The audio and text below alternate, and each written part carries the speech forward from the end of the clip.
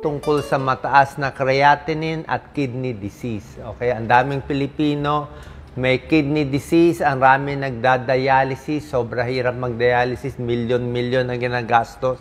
Ngayon, para makaiwas tayo sa kidney disease, hindi tayo umabot sa dialysis, marami tayong mga tips na ibibigay. Pero syempre, pinakamaganda, pag mataas ng creatinine, ito kasi sign na may kidney disease ka na, maganda magpa-check po sa nephrologist. Nephrologist, ang kidney specialist, siya talaga magbibigay. Yung akin general guidelines lang para hindi tayo umabot sa dialysis, hindi lumala yung kidney disease. Very common sa Pilipinas kasi maalat tayo kumain, di ba? Puro matataba, hindi nagpapa-check up, marami may high blood. Okay? Bakit tumataas ang creatinine? Pag may sira ang kidneys, tataas ang creatinine. Nasa blood test yan. Pag may bara, may kidney stone, dehydrated, mahina uminom ng tubig, laging pinapawisan, malakas kumain ng protina, kumain ng 5 pork chop, yun lang, walang kanin, puro karne, napapagod ang kidneys, nakakataas ng creatinine. Sobrang exercise, sobrang jogging, sobrang pagod, nakakataas din ng creatinine. Gamot, tulad ng sinabi ko, pain reliever, mga mefenamic acid, ibuprofen, may chance, hindi ko sinasabi lagi, pwede tumaas ang creatinine, masira ang kidneys. Kaya lagi ko sinasabi sa inyo, ingat sa pain reliever. Pag nireseta lang ng doktor, tsaka pwede. Hindi pwede konting kirot, inom agad. Sabi mo, Doc, over the counter. Wala akong magagawa, ginawa nila over the counter. Pero, papaalam nyo sa doktor nyo. Hindi siya parang tsokolate na inaaraw-araw ang pain reliever. Pwede masira kidneys, pwede mabutas ang tiyan, pwede magdugo, alam ng doktor yan. Kaya, short time lang. Okay? Kung kailangan pain reliever, short time, 2 days, 3 days lang. Ito ang stages ng kidney disease. 1, 2, 3, 4, 5. Okay? Pag stage 1, medyo tumataas pa lang ang creatinine, medyo may sira lang konti. Okay pa to, maaagapan pa natin. Patagal ng patagal, after a few years, normally, ilang taon magiging stage 2, tataas pa creatinine, magiging stage 3, stage 4, stage 5. Stage 5, wala nang choice, magdadialysis na. At umaabot pa nga sa kidney transplant, ito yung talagang mahirap na. Kaya habang nandito pa lang, aagapan na natin. Yung sintomas lalabas sa mga 2, 3, 4. Diyan, lalabas na sintomas nito. Manas, mga rashes. Yung mga pagtaas ng creatinine, dito baka normal pa. Dito, mamaya tataas na 1.3, 1.5, 2, 3, 5 na yung creatinine pataas ng pataas. Mas malala yung stage, pati potassium, tataas na. O, mag-iiba na ang diet dito, pati saging, bawal na. O, di ba? Nag-iiba na. Potassium, phosphorus, sinecheck. So, ibig sabihin, mahirap. Itong gamutan natin, basically, para lang dito sa 1, 2, 3, habang maaga pa. Pag nandito kasi, mahirap nang mahabol.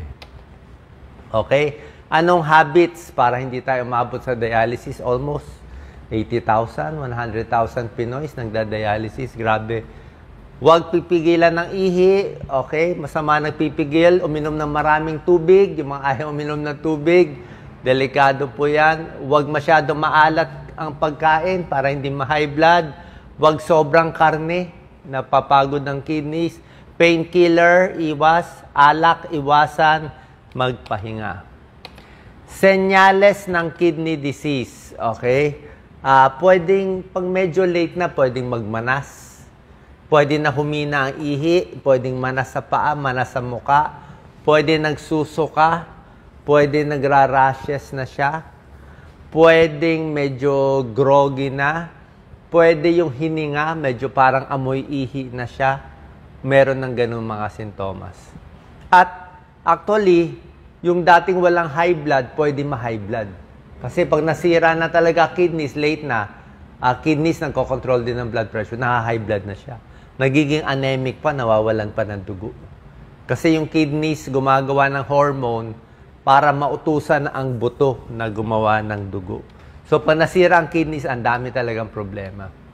Manas, napapagod, hindi makatulog. Ito ang normal creatinine ng lalaki, 0.6 to 1.2. Babae, 0.5 to 1.1 milligrams per DL. Pero depende po to sa size. Kung kayo ay lalaki, malaki, maskulado, minsan up to 1.3 pwede pa eh.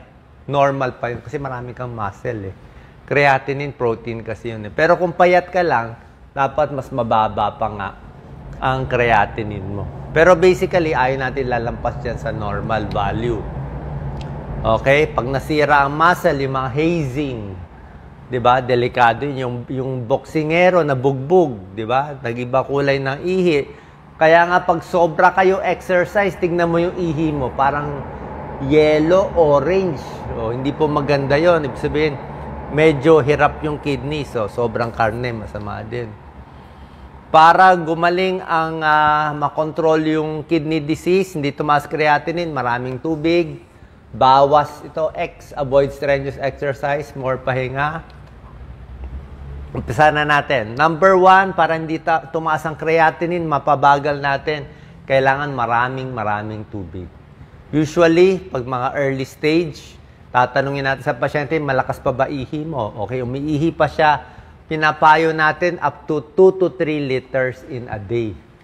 So, 8 baso hanggang 12 basong tubig araw-araw.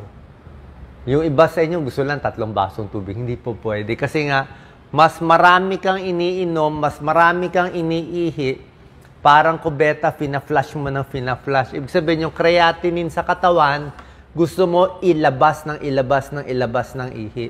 Eh kung konti lang iniinom mo, paano lalabas yung creatinine? Diba? Gusto mo ma-wash out siya. Pero may limit din. Pag lumampas ng 4 na litro, parang wala na rin effect eh. Hanggang mga 2 to 3 liters, ganun lang. 8 glasses to 12 glasses lang ang maximum. Bawas sa sobrang exercise, jogging, kahit nga mga basketball, football, exo, kailangan lakad-lakad lang. Kasi pag biglang kang nag-gym, nag-weightlifting ka, tataas yung creatinine. Pag nasira yung muscle is protein din eh. So, pag nasira ang muscle mo, protein pupunta sa dugo, mahirapan yung kidneys. Pag na-hazing, nasira yung muscle, na-paddle dito sa hita, masisira yung kidneys, kidney failure. So, kumain ng sobra daming steak, protein din yon, hirap din yung kidneys. Okay, tataas din yung creatinine. Kaya moderate exercise lang. Tulog dapat sapat. Mas kulang sa tulog, mas tumataas ang creatinine. Pain reliever, tulad na sinabi ko sa inyo, ibuprofen, mefenamic acid, mga over-the-counter. Ingat po, okay? Kung hindi naman talaga, unless talaga nabalian ka na sobrang sakit, di uminom pa ilang araw. O nireseta ng doktor, pero yung konting sakit lang, konting headache lang, hindi mo na kailangan ng NSAID na pain reliever. Kung gusto nyo paracetamol, paracetamol lang. O gusto mo, pamahid na lang. O pamassage ka na lang, o hot pack na lang. Antibiotics, may ilang antibiotics na nakakasira ng kidneys, pero depende sa gamit eh. Eh kung doktor naman nagreseta sa inyo at kailangan mo inumin, kaya dapat tamang dosis, tamang tagal. Doktor lang ang magbibigay. Pero yung mga basic natin, mga amoxicillin, mga ibang safe naman for the kidneys yun. Protein na animal protein, X. Pero mga gulay pwede, munggo pwede. Yung mga supplement, yung mga bodybuilders, diba? Meron sila iniinom na protein shake, protein supplement, hindi po pwede kung meron na kayong kidney disease. Okay? Bawal na. Paano kung wala kang kidney disease, gusto mo mag-bodybuilding? Siguro pwede, pero ingat pa rin. Meron ako nakikita pasyenteng mga bodybuilders, pag chinek mo creatinine nila, mataas. Oo, dahil dito, ngayon, magkaka-kidney disease sila, may chance. Pero yun na nga, ingat. Huwag masyadong marami, inom ng maraming tubig, di ba? O, may konting pagod sa kidneys pag maraming protein shakes. Okay? Kaya ingat lang. Hindi ko sinabi, kung healthy ka, pwede mo itry. Pero kung meron ng kidney disease, bawal na. Alat, bawas. Mas maraming alat kinakain, mas manas, mas high blood. Ang top 2 causes kaya nasisira ang kidneys, ang top 2 causes kaya tumataas ang creatinine, high blood. Diba? Pag makontrol mo high blood, makokontrol kidney disease, kaya bawas alat. Diabetes ang pangalawa yan. Gulay, pwede. Allowed ang gulay. Tubig, tsaa, pwede yan. Green tea, chamomile tea, pwede. Tubig siya, liquid pa rin siya. Gamot sa diabetes, pwede. Kasi gusto mo nga makontrol ang blood sugar. Pag ang diabetes, 5 taon, hindi na control, pinabayaan mo, wala kang nararamdaman, pwede masira ang kidney damage. Actually, number 1 na ang diabetes, tagasira ng kidneys, high blood, nakakasira din ng kidneys. Kaya pwede ang gamot sa high blood, gamot sa diabetes. Meron nga mga gamot pang high blood Minsan nga walang high blood, binibigay natin sa kidney disease kasi may pag-aaral, itong dalawang gamot na to, napapabagal niya yung pagtaas ng creatinine. Yung paglala ng stage 1 to stage 5, napipigilan niya. ACE inhibitors, mga captopril, enalapril, and others. ARB, angiotensin receptor blockers, losartan, valsartan, may tulong din. Okay? Pero, doktor nyo lang magre-reseta. Cardiologist, nephrologist lang. Okay? Bawal na napanood lang kay Doc Willie kasi hindi pare-pareho Dapat sakto sa inyo. Pero basically, sa ordinaryong tao, 99% of the time, magsuswak naman to. Ito rin ang ibibigay sa inyo. Pero yung dosage, yung doktor niya na magbibigay. Nephrologist, bahala. Merong supplement, ketosteril, binibigay ng nephrologist, may tulong din. Pero siya na magre-reseta sa inyo. Okay, hindi pwede basta-basta inumin. Paano malalaman may kidney disease? Blood test, check creatinine, check potassium, check phosphorus, check yung CBC kung anemic. Urine, tingnan ko may protina. Pag may protina, may sirang kidneys. Ultrasound, para makita yung size ng kidneys. May bato ba? Lumiliit ba yung kidneys? Dialysis, kung wala ng choice. Stage 4, stage 5. Paano bababa creatinine? Creatinine, sobra taas. 5, 6, 7. Dialysis. Pagka-dialysis, baba ang creatinine mo. Kasi yung dumi sa katawan, yung makina nagtanggal. Kaya lang, dependent ka na sa dialysis. Tulad nga na sinabi ko, pag dialysis na, wala na tayong choice Papunta na sa kidney transplant Kaya gusto natin sundin yung tips ko bago pa tayo umabot sa malalang stage. Masahe, okay lang, may tulong naman po. Nephrologist ang pupuntahan ninyo. Usually, pag mataas creatinine, ang check-up every 3 months. Sabihin mo, Doc, pwede ba every year? Wag na lang. Mas maganda every 3 months. Every 6 months, kasi mamaya, nag-every year ka, pagbalik mo, ang taas na ng creatinine. Dati, stage 1 ka, bigla naging stage 3 o stage 4, di nahuli tayo. Kung every 3 months, tumaas ang creatinine mo ngayon, babaguhin mo na yung diet mo. Malamang yung karne, babawasan. General tips lang, pagkain.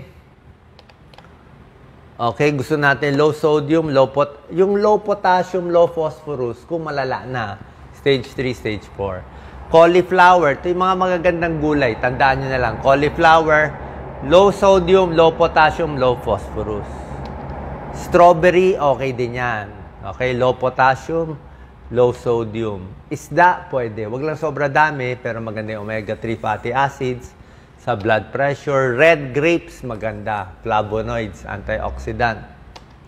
Egg white, mas gusto natin egg white kaysa egg yolk para walang cholesterol. Garlic, pwede yan. Okay, antioxidant din yan.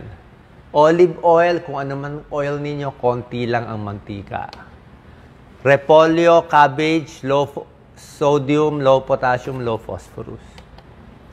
Manok, wag lang prito, yung balat nga tinatanggal mas maganda. Wag lang masyado marami kasi protein siya. Bell pepper yan, antioxidant, mataas sa vitamin C.